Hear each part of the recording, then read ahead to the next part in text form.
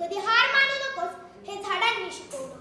सदैव वाहत राहा हे झऱ्यांनी सांगितलं. आणि म्हणूनच निसर्ग माझ्या सोबती मित्र आणि गुरु आहे. नमस्कार, मी कुमारी जान्हवी विकास शिंदे, इयत्ता 6वी, शाळा 9 महाराष्ट्र विद्यालय पुणेरीची विद्यार्थी. अर्थातच विषय मांडते निसर्ग माझ्या सोबती. आपण सगळे गाणी ऐकतो. गाणं म्हणजे आनंद, उत्साह, धमाल असं समजतो. पण काही गाणी आहेत ज्यांनी संगीताला नव्हे तर मनाला जखमली. ती गाणी मोबाईलवरची. तुम्ही पक्ष्यांची गाणी ऐकून तर पहा. मी म्हणते निसर्ग माझ्या सोबती, पण खरंच निसर्ग माझ्या सोबती आहे का?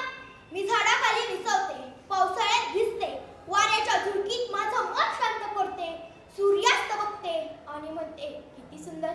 निसर्ग तर आपल्यासाठी सगळं करत राहिला. मोकळा श्वास, स्वच्छ पाणी, सावली, अन्न. पण आपण आपल्या एका थांब्यासाठी शेकडो वर्ष उभं असलेलं झाड, पण आपण त्याच्या जागी रस्ता काढला.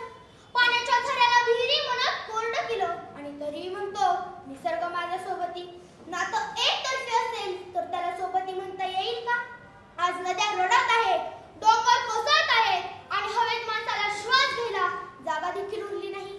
आणि या सगळ्यात आपण मात्र फोटो काढतो, फिल्टर लावतो, नॅचर लवर लिहून पुढे निघून जातो.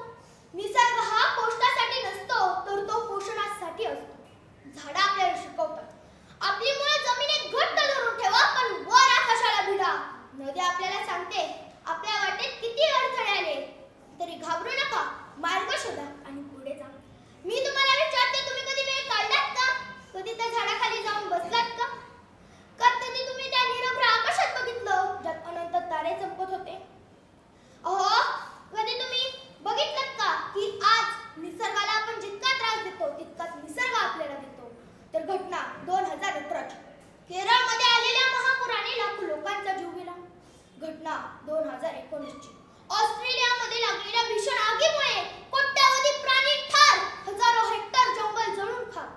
घटना 2020ची कोरोनाच्या लॉकडाऊनमुळे पृथ्वीला पुन्हा एकदा संधी मिळाली. प्रदूषण कमी झाले, पक्षी दिसू लागले, नद्यातील घाण कमी झाली.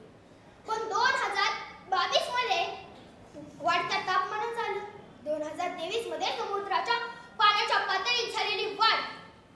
आपण म्हणतो की निसर्ग आपल्याला खूप काही देतो, पण आपण निसर्गाला काय दिलं? निसर्गाने आपल्याला हवा दिली, पण आपण त्याला धूर दिलं. निसर्गाने आपल्याला पाणी दिलं, पण आपण त्याला प्लास्टिक दिलं. निसर्गाने आपल्याला सावली दिली, पण आपण त्याला कुऱ्हाड दिली. इतकं सगळं होत असताना देखील निसर्गाने कधी तक्रार केली का? नाही. तो आजही आपल्यासाठी पावसासारखा कोसळतो, सूर्यासारखा उजळतो आणि फुलांसारखा हसतो. आपण जंगल तोडतो, वृक्ष तोडतो, तेव्हा निसर्ग कुठेतरी रडत असतो, शांतपणे, निस्वार्थपणे. मी एकदा एका लहानशा मुलाला बघितलं. तो मातीशी खेळत होता, झाडाशी बोलत होता. मी त्याला विचारलं, तू काय करत आहेस? तेव्हा तो म्हणाला, मी झाडाला सांगतोय तुला लोक खूप त्रास देतात, पण मी तुझं रक्षण करणार. त्या लहानशा मुलाकडून मला खूप मोठं शिक्षण मिळालं. निसर्गाशी मैत्री करणं म्हणजे फक्त झाडं लावणं नाही, तर त्यांच्या वेदना समजून घेणं आहे. पूर्वीच्या काळी मुलं मातीशी आणि झाडाशी खेळायची, पण आत्ताची मुलं फोनशी खेळतात. पूर्वी मुलांना मातीचा वास होता, पण आत्ताच्या मुलांना कुणाच ठाऊक कुठून चार्जिंगचा वास लागलाय. हो, माणूस खूप काही करतो आणि तो स्वतःला बुद्धिमान समजतो,